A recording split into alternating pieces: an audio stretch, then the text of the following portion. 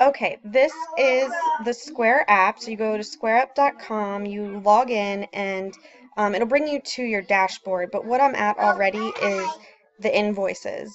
Sorry in advance for my children in the background, but hopefully you can hear me okay.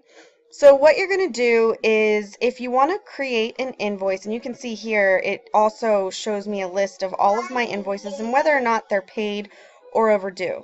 So if you want to create an invoice, let's say you want to do a deal for a customer and you want to give them a mascara and a pigment for $32, which is what they'd pay up front for just the mascara, for example. So you're going to click Create Invoice, and then you can title your invoice. I normally say Younique order and then the date, and it'll automatically number it for you in a sequential order, and you can put their name here.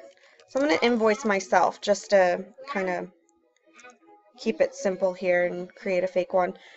Their email address will go here, and then the due date, because typically they're going to want to pay the same, you're going to want them to pay the same day so that you can get their order in. I'll just leave that the same for the same day, and you can type them a little thank you note right here. Then what you can do is come down here, and you can actually have items queued up. So you can see here I had a March bundle deal, and I also have just one 3D fiber lash mascara. Let's say someone wants to buy that straight up. I have that priced out as well.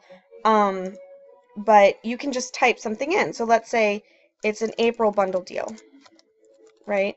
And you know you have one, and that you want to charge them $32 for whatever they're getting. So you type in your price, and you'll have your amount. If you were doing more than one item, you can come down here and add another item. Now the thing to pay attention to is, you see down here where it says PA sales tax? You want to always make sure that you're charging tax, because you're going to have to pay the tax. So over here on the arrow, this is where you check or uncheck to make sure you're including tax on that part. Let's say you wanted to add shipping into this. You could always say, you know, shipping one at $5.50, and then you could say don't add tax on that, because you're not going to tax shipping, right? So it's only going to tax, the tax stays the same, it's only going to tax that original amount, and now it's $39.42. You can save this invoice if you're not ready to send it, or you can send. What happens is when you get paid, the email address that you sign up with, you'll get a notification saying that your invoice has been paid.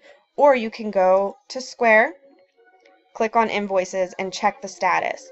Normally what I do is once they pay me, even though Square doesn't pay me until technically I think the next day, next business day, if I have enough on my Pay Quicker account or whatever, I'll go ahead and front that, because once it's paid, you're definitely getting the money. It's the transaction's been done, they've been approved or whatnot, so you're good to go. Let's say that you wanted to set up an item so that you could just choose it from that drop down. If you click on items right here, here's where you can create an item. So these are the things we saw in that drop down. So you would just click create an item, and then over here you would just type the name in. So we'll just say sample. You can select a category. You can type in what it is, a SKU if you want, and the price. So let's just say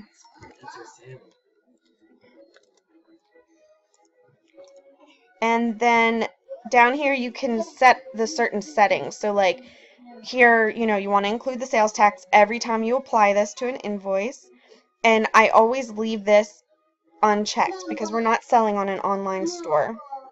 If you want, you could add a description, but that's more for the online store stuff, so I don't. Once you click save, it'll be added. So you see here, if I now go back to invoices and create an invoice, I'm just going to scroll down to show you, but I can now choose my sample, and it'll automatically price everything out for me, and then I can send it. So that's kind of just the gist of how to use Square to create deals for Younique. And I hope that is helpful. Thanks.